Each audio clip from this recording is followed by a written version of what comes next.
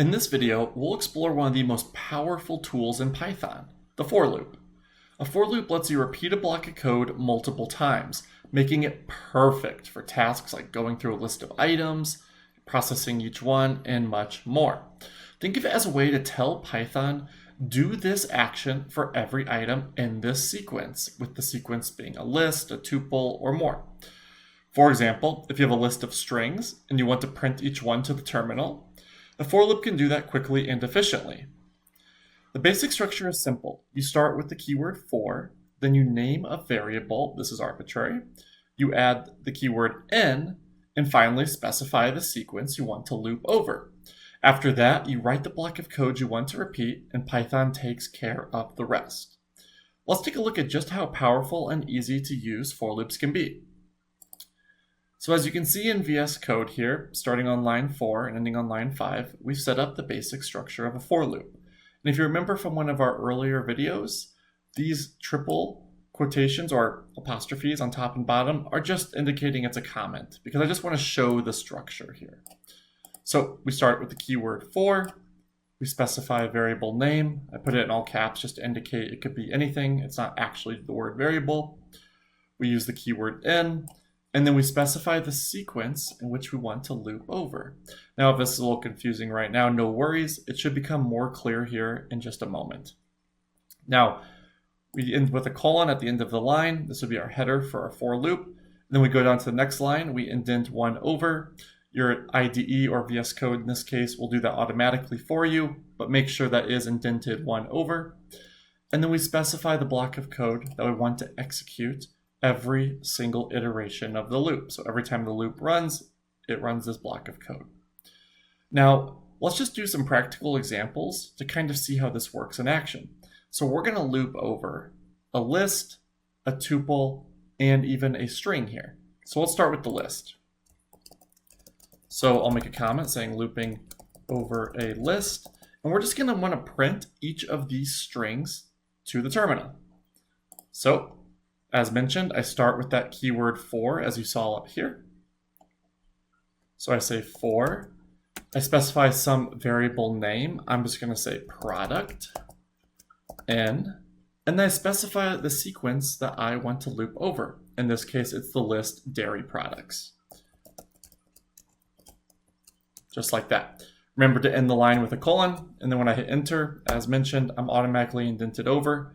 But make sure that happens, because this is how Python knows that I'm within the for loop right now. If I was over here, it would think I'm not in the for loop. Now I just specify the block of code I want to run on each iteration. So in this case, I'm just going to print out whatever the product happens to be. So let's go ahead and run this and talk about what happened. So when I execute this script, you'll see each string prints out one at a time into the terminal. So what happened there? Well, the variable product, one at a time, took on the value of each item in the sequence. So the first iteration, so the first time the loop ran this block of code, product was milk. So when I print product, milk showed up. Now we loop back to the top, and product becomes cheese. So then it prints cheese to the terminal. We loop back to the top, product becomes yogurt, prints yogurt to the terminal, and so on and so forth. It's really that simple. So let's go on and show that this works for tuples as well. So I'm going to set up another loop, looping over a tuple. And I'm going to go ahead and comment this one out just so it doesn't confuse us next time I run the script for the terminal. So remember, we just used the keyword for. I set up a different variable name. It could really be the same, it doesn't matter, but let's just do a different one to show you it's arbitrary. So I'll just say for bread type and then the sequence in this case is going to be the types of bread variable up there, which is a tuple. And I'm just going to print out the various bread types. Now when I run this, you'll see in the terminal, exact same thing as when we looped over the list, right? We one at a time printed out the different bread types. So this functions exactly the same. Now on line 20, let's go ahead and actually first comment this out. Let's see this in action as well. We're just going to loop over a string. And remember, a string is just a sequence of characters, right? So while the list has very easily definable items in it, such as the string milk, cheese, yogurt, the items in the string down here for apple are just going to be each individual letter. Let's see how this works. So looping over a string, and I use the keyword for again. Now I'm actually going to call this variable letter. Remember, this is arbitrary, but I think it's more clear if I call it that. For letter in favorite fruit, that's the variable I'm going to loop over. I put the colon at the end of the line, hit enter, we're indented, and I'm going to print out each letter one at a time. Now let's see this work. So when I run it, you'll see each letter A, P, P, L, E printed to the terminal one at a time. So just remember, with a loop, all we do is use the keyword for, specify an arbitrary variable name, use the keyword in, and then specify the sequence in which we want to loop over. In the example here, product becomes one at a time, each element of the list. So the first iteration, product is milk, second, it's cheese, third, it's yogurt, and so on. And then it's going to print that out to the terminal. Now let's talk about iterating over indexes. This is simply just going to be a combination of the two previous concepts we learned, loops and the range function. So let's get right into it. As you can see here on lines 4 and 5, I have the basic structure written out, surrounded by those triple apostrophes. Now, as always, when we create a loop or we want to iterate over something, we start with the keyword for, and then we specify a variable name. Now, in this case, I called the variable index. Keep in mind that once again, this is just an arbitrary variable name like in the other for loop. But when people use the range function, you'll often see them use index as the variable name. So I say index, I use the keyword in, I specify the range function, so range, and then I give my inputs. And if you remember from the range section, we can either specify a singular number, for example, range 10, which will generate a sequence from 0 to 9 for us, or we could specify a start, stop, and step. Now, I finished the line with a colon symbol, and then down here we're indented, and this is the block of code that will execute every time the loop iterates. So let's just get into this with some examples to hopefully make this clearer. So on line 8, I have a comment that says, print hello 5 times. So this is what our objective is going to be. Well, let's figure out how we're going to do this. Well, if I'm going to repeat some code a certain number of times, a loop is a great tool to do that. Specifically, a for loop, if I know how many times I'm going to want it to execute. So I type the keyword for, and remember, I'm going to use the variable name index. Once again, that can be called anything, but you're going to commonly see that when people are using the range function because you're just looping over a series of numbers, or a sequence of numbers rather. So for index in, and I'm going to say range, and if I want that to run 5 times, I can simply say range 5 and put a colon at the end of the line. Now the block of code I want to execute 5 times is simply printing out the word hello. And it's really that simple. So now when I go to run the script, we'll see in the terminal, the word hello got printed out 5 times. Easy as that, right? Now let's move on to printing the digits 0 through 15. Well, okay. So this is also still pretty simple, right? I start with the keyword for. I'm going to say index in range. And remember the n-1 rule, right? So if I want to get the number 15, I really need to go to range 16. But when I only give it one input like this, we by default start at 0, right? So if you remember, range 16 generates a sequence of numbers from 0 to 15, right? So 0, 1, 2, 3, because 1 is the default step size. I put a colon at the end of the line here. I hit enter. And now I'm going to print, but in this case, I'm not printing a set string or a set value. I'm going to print index, right? And this is important to note because index is just a variable, right? But in this case, instead of storing an element from a list, like the grocery items we had talked about before, right? And I guess this is kind of like the grocery store, right? Or a greeter at the front saying hello 5 times. But instead of printing like the food items like ketchup and mustard and all those things from before, we're printing out a number, because remember, this is essentially a sequence from 0 to 15. So on the first iteration, index is equal to 0. On the second iteration, index is equal to 1, and so on and so forth until index is equal to 15, and then the loop stops executing. So let's see this in the terminal. When I run this, you'll see now it starts at 0, and we're still printing out the hellos. We're just really good grocery store greeters, I guess, but you can ignore these. We're printing out 0, 1, 2, 3, and then all the way to 15 as discussed. In this video, we're diving into the while loop, another essential tool in Python. A while loop is perfect when you want to keep repeating a block of code as long as a certain condition is true. Unlike a for loop, which works with sequences, a while loop continues running until the condition you set becomes false. For example, you might want to use a while loop to keep asking a user for input until they provide a valid response or a response that meets the conditions you're looking for.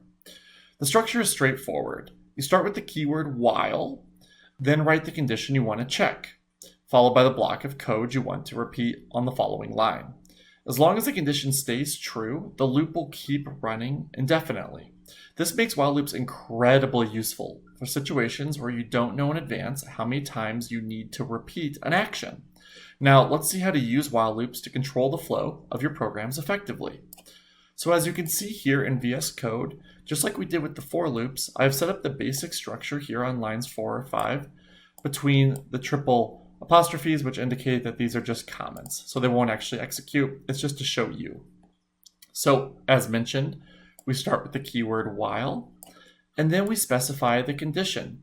Now here I just put true condition in all caps, but just realize this is one of those booleans that you saw before. So we're going to check if two strings are the same, or if one number is bigger than the other, and so on right here.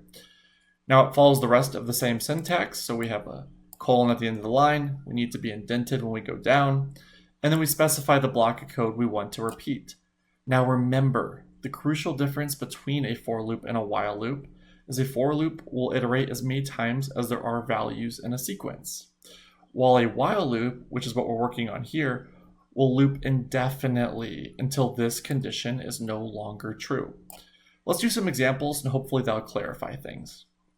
So on line 8, you can see a comment that says utilize a counter to count to 100. So let's do that using a while loop.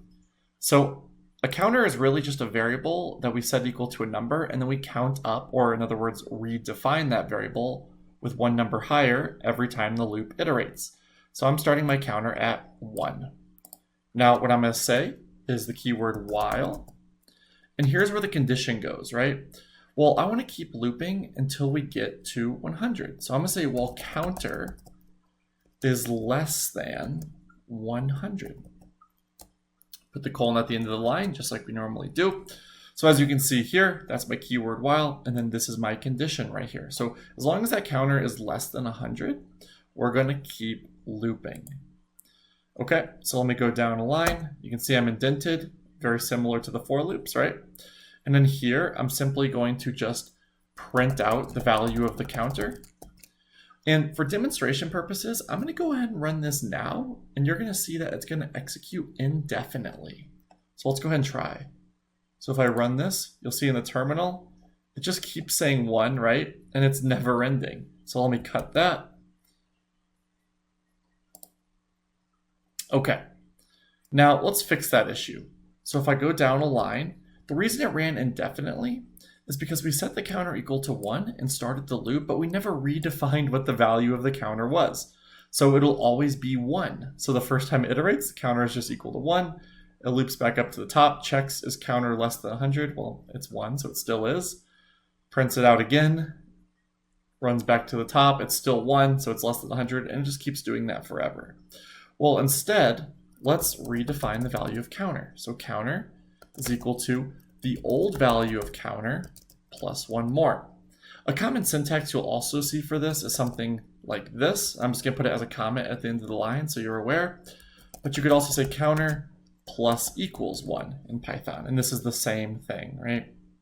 Now, this can be a little confusing for some people because you see the variable on both sides, right?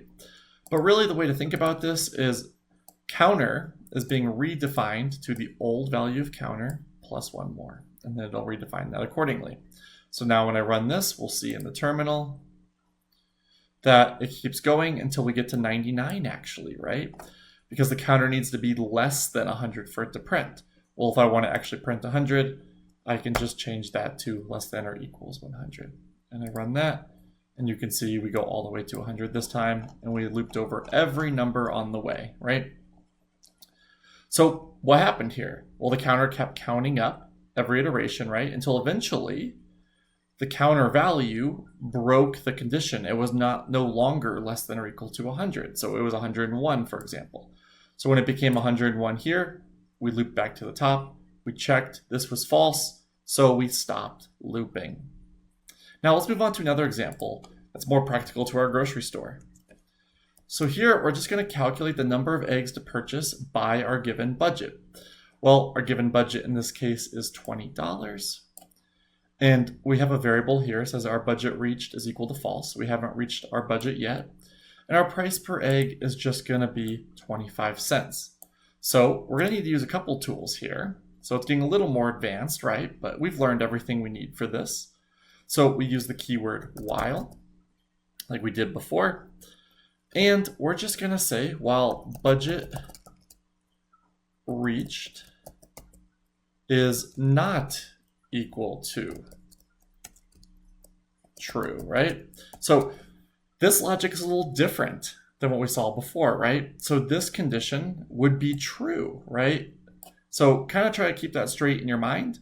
So our current value for budget reached is false, right? So we want to make sure that our budget reached isn't true, because once we reach our budget, then we are no longer able to buy more eggs. Simple concept, right? So this condition currently is true, right? Because the variable budget reached is not equal to the Boolean true. So this would be a true condition. So let's go down a line, indent over, and let's see how this would work, right? So our price per egg is 25 cents. We need to have that variable from like before that keeps track of our total spend. So we'll say total spend is going to be equal to $0.00, right? This isn't really necessary to add these extra zeros. I'm just doing it to illustrate that it's currency. And when we go down here now, what I can say is total spend is going to be equal to the old value total spend, which is 0, right? Plus the price per egg. So every time we iterate, we're adding 25 cents to our total spend. And here's where it gets kind of tricky and important, right? Now we want to determine, well, can we even continue buying more eggs?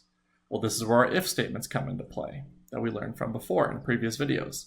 So I'll say if our total spend is greater than or equal to our budget, right, which is $20, then we simply want to change this condition to be false, right? Well, we don't want it to be equal to true, so budget reached is now going to be equal to true. We've reached our final budget. Okay, well, how do we know how many eggs that we've purchased in total? Well, that's also quite simple, right? We can create a counter. So I'm just going to say egg CTR, which is just short for egg counter. So that equals 0. And every time we do this, we also want to count 1 up on the egg counter. So just like that, right? And as you can see, we can bring all these powerful tools we've learned all together at once to do some really cool things now, right? So here's what's happening, right? We're going to loop while the budget reached variable is not equal to true, indicating we haven't reached our budget max yet. Every time we loop, we're going to add 25 cents to the total spend because we're buying 1 more egg. Our egg counter is going to go up just so we know how many eggs we've purchased. And then we're going to say if the total spend is greater than or equal to what our budget was, which is $20 here, then we're going to say, yeah, we've reached our max budget. And here's where we're actually going to want to print out our results too, right? Because if we've reached our max budget, then we want to see how many eggs we were actually able to purchase. So I'll say print. And then I'm going to say, and this is coming some of that string work that we talked about before in the print statements.